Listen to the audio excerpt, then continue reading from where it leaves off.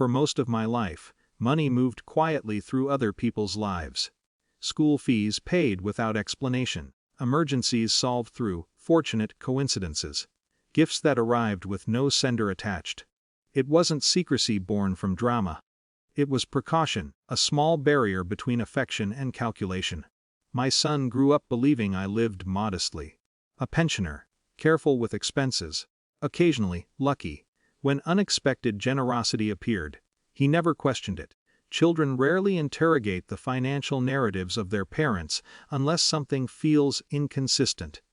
I made sure nothing ever did. When he called about the dinner, his voice carried that particular brightness parents recognize instantly. I want you to meet them. Them. The future extended family. The people who would become permanent fixtures in his life. Approval matters in ways we rarely admit aloud. I'll come, I said. Then after a pause, tell them I'm simple. He laughed. Mom, you are simple. He meant temperament, not circumstance. Still, the word lingered. The idea of the test didn't feel cruel when it formed. Only cautious, almost protective. Not just of my wealth, but of something far less tangible.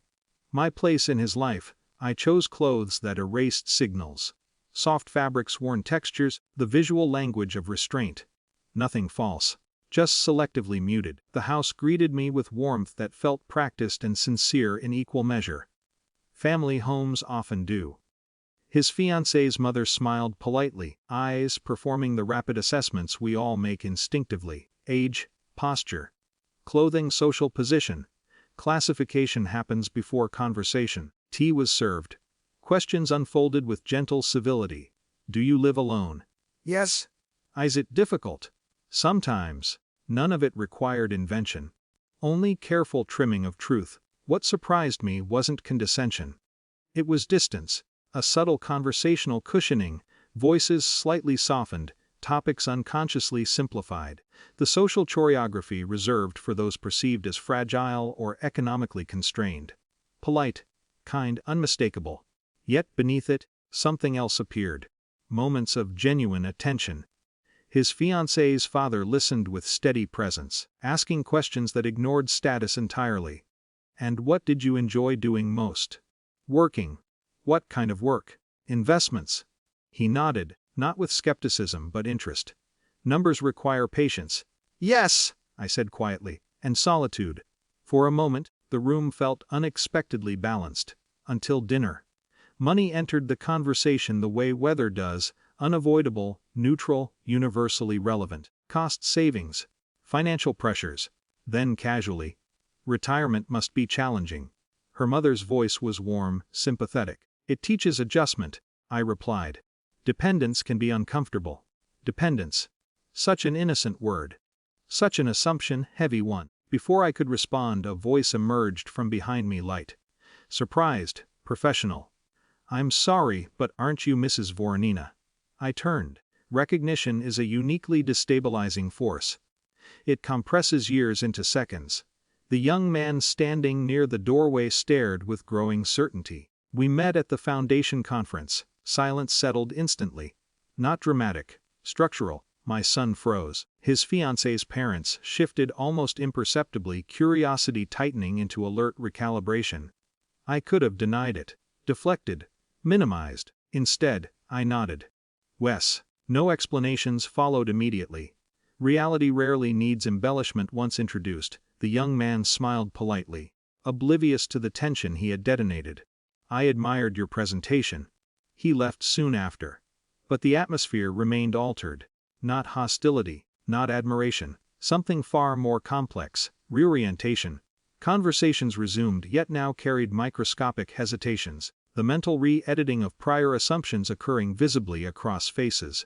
Retirement, dependence, fragility, all quietly dissolving. My son's voice broke the careful equilibrium. You never told me. Not accusation, not anger, something softer, displaced. There was never a right moment, I said. Or never a safe one. The question landed with uncomfortable precision. Because concealment, I realized, protects more than wealth. It protects distance, control, narrative stability. But it also creates absence, a subtle emotional opacity that no amount of generosity can fully compensate for. His fiancée's mother leaned forward slightly, tone recalibrated yet measured. "You were testing us." There it was. The truth stripped of politeness. "Yes," I replied. No defense followed, because justification sounded suddenly indistinguishable from manipulation.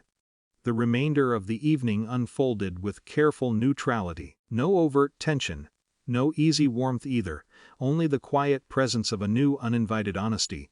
Later, driving home, my son stared ahead, the city lights sliding across his face in fragmented reflection. Did we pass? Such a simple question, such an impossible one. I don't think that was ever the right question.